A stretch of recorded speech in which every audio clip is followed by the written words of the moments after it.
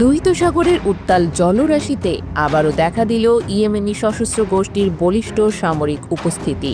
Iran সমর্থিত এই বিদ্রোহী গোষ্ঠীর ধারাবাহিক প্রতিরোধের অংশ হিসেবে এবার তারা টার্গেট করে গ্রিক মালিকানাধীন এমভি ম্যাজিক সিজে জাহাজটিকে, যা চীন থেকে লোহা ও সার নিয়ে তুরস্কে যাচ্ছিল। হামলায় জাহাজটি সম্পূর্ণ ডুবে গেছে বলে দাবি করেছে সংগঠনটি। রয়টার্সের প্রতিবেদনে বলা হয়, সোমবার হুতিদের পক্ষ থেকে জানানো হয়েছে ৮টি স্কিফ বোট, ক্ষেপণাস্ত্র এবং ৪টি ড্রোন চালিত নৌকার মাধ্যমে এই হামলা চালানো হয়। হামলায় জাহাজটি সরাসরি ক্ষতিগ্রস্ত হয় এবং পরে পুরোপুরি ডুবে যায়। তবে ১৯ জন নাবিককে নিরাপদে জাহাজ ছাড়ার সুযোগ দেওয়া হয় এবং পরে পাশের একটি জাহাজ তাদের উদ্ধার করে জিবুতিতে পৌঁছে দেয়। যদিও জাহাজটি সরাসরি ইসরায়েলের সঙ্গে যুক্ত ছিল না, তবু ইয়েমেনি সশস্ত্র গোষ্ঠী এটিকে বৈধ লক্ষ্য হিসেবে চিহ্নিত করে, কারণ জাহাজটি এমন এক নেটওয়ার্কের অংশ যার সঙ্গে ইসরায়েলি বন্দর সংযোগ রয়েছে।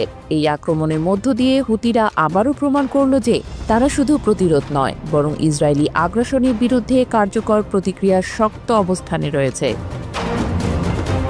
এই ঘটনার একটি বিশেষ দিক হল, জাহাজটি যে দেশ দুটির মধ্যে চলাচল করছিল সেই চীন ও তুরস্ক উভয়ই মধ্যপ্রাচ্যের সংকট নিরসনে অপেক্ষাকৃত ভারসাম্যপূর্ণ ও শান্তিপূর্ণ ভূমিকা রাখার পক্ষে। চীন বরাবরই গাজা ইস্যুতে ইসরায়েলের আগ্রাসনের বিরুদ্ধে অবস্থান নিয়েছে এবং তুরস্ক দীর্ঘদিন ধরে ফিলিস্তিনের পক্ষে কূটনৈতিক তৎপরতা চালিয়ে যাচ্ছে। এই দুই দেশের মধ্যে সরাসরি সংযুক্ত কোনো বাণিজ্যিক জাহাজের ওপর হামলা স্বাভাবিকভাবেই এক নতুন কূটনৈতিক সমীকরণের ইঙ্গিত বহন করতে পারে। বিশ্লেষকদের মতে, ইয়েমেনি গোষ্ঠীর এই হামলা কেবল একটি জাহাজের ডুবিয়ে দেওয়ার মধ্যে সীমাবদ্ধ নয়, এটি একটি রাজনৈতিক বার্তা।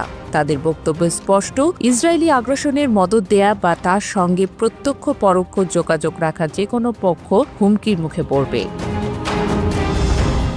লোহিত সাগর কেবল বাণিজ্যের পথ নয়, এখন এটি এক নতুন প্রতিরোধ যুদ্ধের মঞ্চে পরিণত হয়েছে। হুতিরা আন্তর্জাতিক শক্তির চাপে নতি স্বীকার না করে যেভাবে প্রযুক্তি নির্ভর হামলায় আধুনিক সমুদ্রযানের বিরুদ্ধে দাঁড়িয়ে যাচ্ছে, তা প্রতিরোধের নতুন সংজ্ঞা তৈরি করছে, যেখানে প্রথাগত শক্তির তুলনায় সংকল্প ও কৌশলী হয়ে উঠছে বড় অস্ত্র।